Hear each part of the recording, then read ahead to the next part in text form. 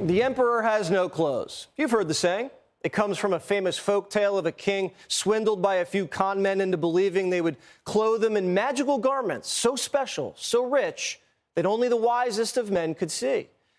When the swindlers draped him in their imaginary cloth, the king was too prideful to admit he didn't see a thing. The whole kingdom knew the king had no clothes, but his staff was too fearful and reluctant to break the news to the king. When he came out to the town square, the king was laughed off for being exposed and bare. For 3 years, Joe Biden's been America's emperor, and the Democratic machine and the press have been his swindlers, lying and convincing him that he looked fantastic. But last week, the emperor was caught with no clothes. After the Her report exposed the president as being painfully slow, doddering old man with diminished faculties, Washington's secret was out, although the rest of the country has known it for years. 86% of Americans say Biden's too old to serve another term. The remaining 14% are Biden family members. It's a relief for everyone. No more pretending. This is emperor's new clothes stuff. Joe Biden should have run on a firm promise that he would be a one-term president. Dems could have gotten a lot of people up in the bullpen, and they could have sorted through those people. If Biden's hubris is such that he doesn't understand the best interest of his party and, more important, his country, then he has to be shown the door, period. The door has never been this wide open for switching out the ticket. And the Democratic machine's shopping around. He is old. I know what it is because I'm almost as old as he is. And it's never going to get better. Today is the youngest you'll ever be for the rest of your life. Public perception is formed by how you perform in front of the camera. And on that, I think the president has lost a step, and it has hurt him. I talk to people in the White House all the time, and, they know it's an issue. But as I like to say, look, it's a legitimate issue. Not only has Biden lost the consultant class, he's lost the New York Times. The paper might as well have written Biden's political obituary this weekend. You ready? Mr. President ditched the stealth about health. Democrats can no longer stay silent about Biden. Yes, Biden's age matters. Question is not if Biden should step aside, it's how. Biden walked into the election year with two things in his back pocket: a friendly media and an army of lawyers to prosecute his political opponent. It's only February, and Biden's already lost both. Behind the scenes, Biden's been grumbling to his advisors that Attorney General Merrick Garland should have moved sooner in his investigation into Trump. Now, Biden's reelection strategy shot because Garland isn't going to get a conviction before November. And now Garland's job's on the line. Biden telling his staff the Attorney General didn't rein in the special counsel's report. Biden's furious the report about his diminished faculties wasn't covered up. And now House investigators are demanding the Justice Department release the video of Biden's interview with the special counsel, where he couldn't remember when he was vice president and didn't recall when his son died. Now, if the president's all there upstairs, release the video and change the minds of 86% of the country. Biden's losing the legal war that he started and's now lashing out at his AG for not interfering in the election soon enough. The left realizes Biden can't hoax and convict his way back into the White House, so we're about to see an episode of Democrats speed dating. Is it too late for Democrats to change horses?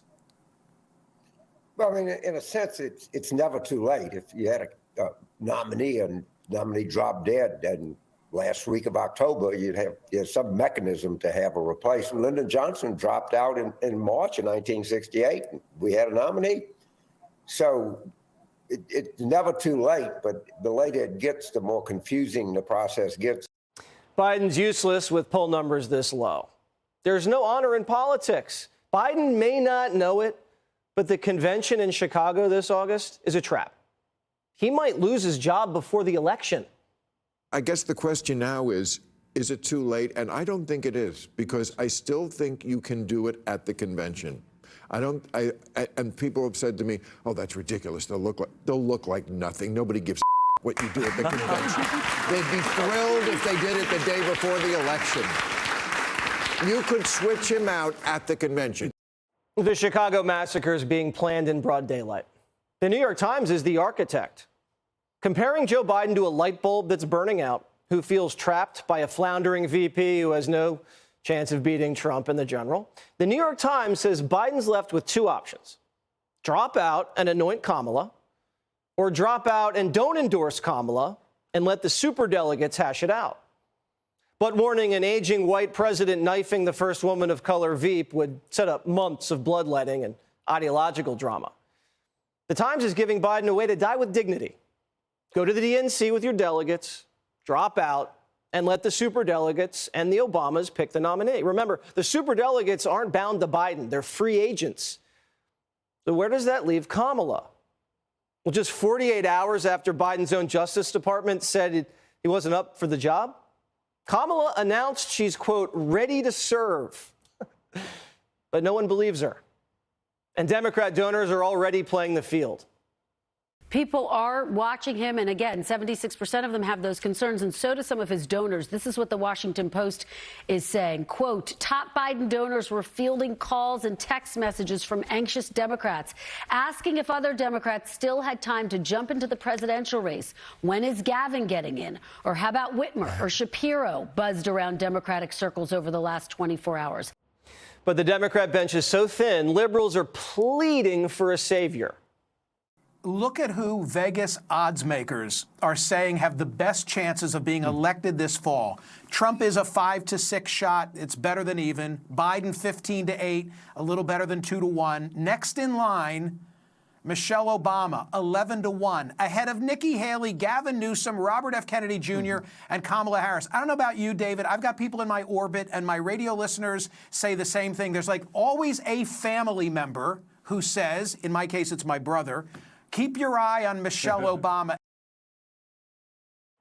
By the way, Democrats are talking. It's a matter of when and by who they replace him with.